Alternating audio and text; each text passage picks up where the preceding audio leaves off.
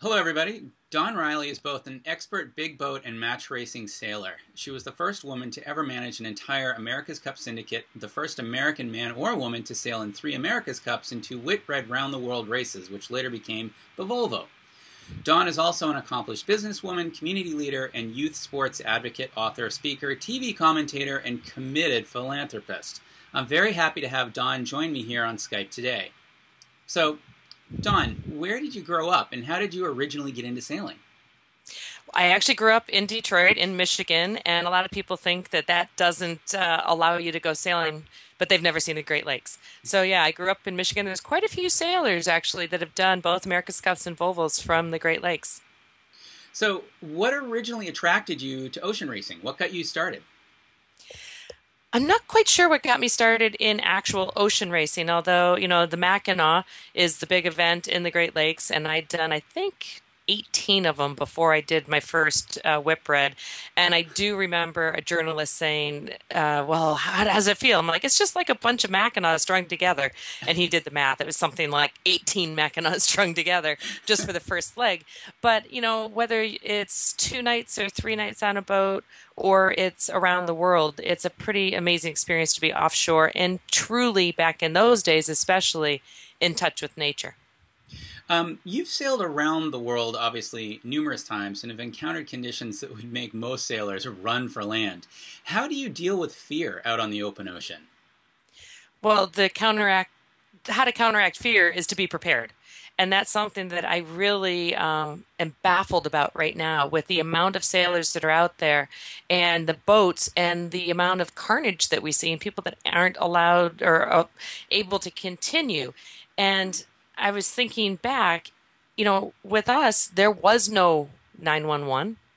Actually, I don't even know if 911 had been invented in. There certainly were no cell phones. We would have a position come up to a very rare thing called a satellite once a day. So we were forced to be self-reliant, and I would love to see more of that going forward.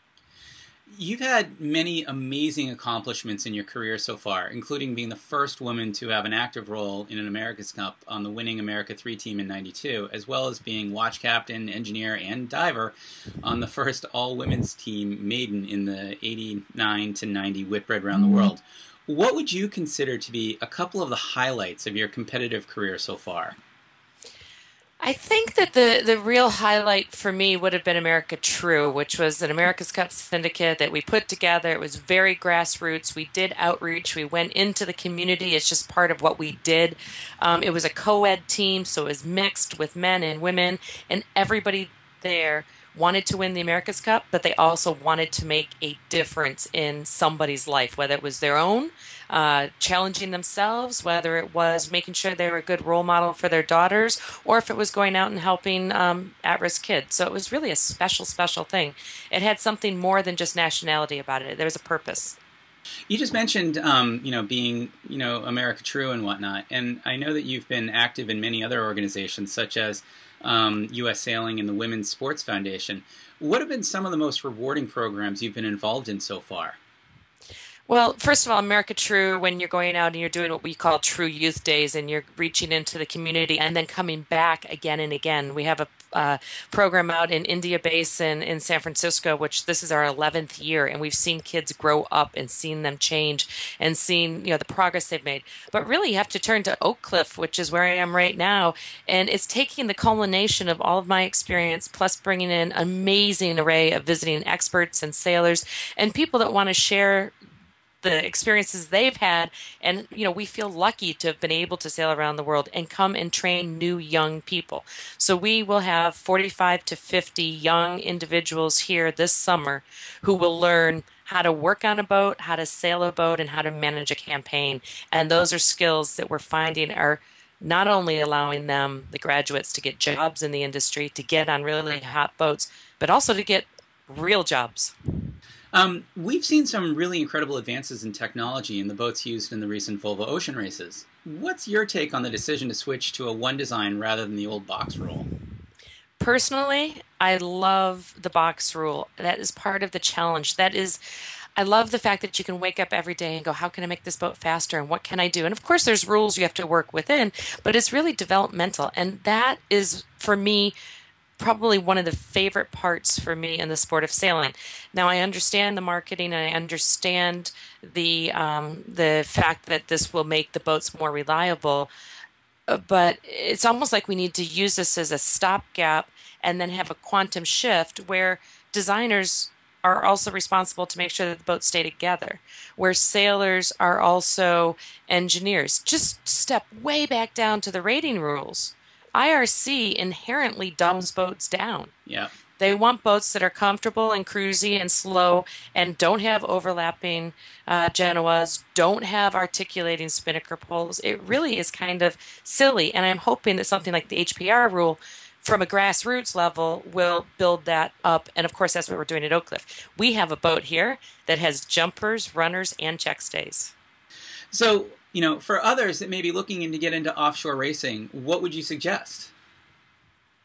Well, it's pretty clear Yep. that Oak Cliff is a phenomenal place. We not only have our sapling program, which is 18 and above, where they'll do the Bermuda race this year. They'll come together, and within a week or week and a half, they will be forming a team and going and racing to Bermuda. We also have later in the summer an Acorn program, which is for the offshore, which they'll be doing around Black Island. And everybody here will become for safety at sea certified. They will listen to commanders' weather and understand how to predict weather. We will go out and sail the boat without the steering system. We will do man overboard. We will do two-boat testing so that they will be sailing for days, literally, side by side, 2 FAR 40s, learning how to make the boat go fast in a long period of time, not just a 20-minute windward leeward. So, that's one option. The other option is just to make sure you understand what a winch is, find somebody who has a big boat, and ask to get on.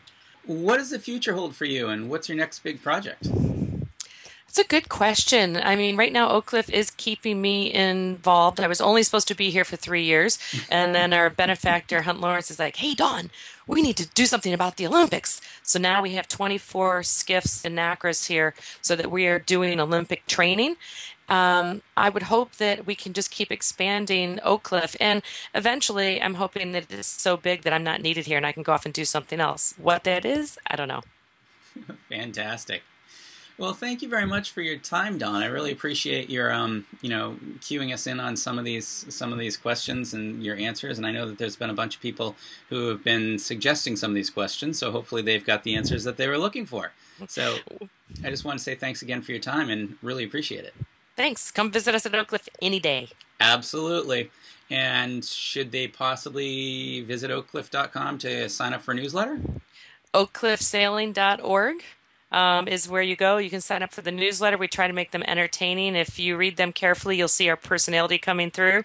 And the applications for next year's programming will be open in about a week and a half.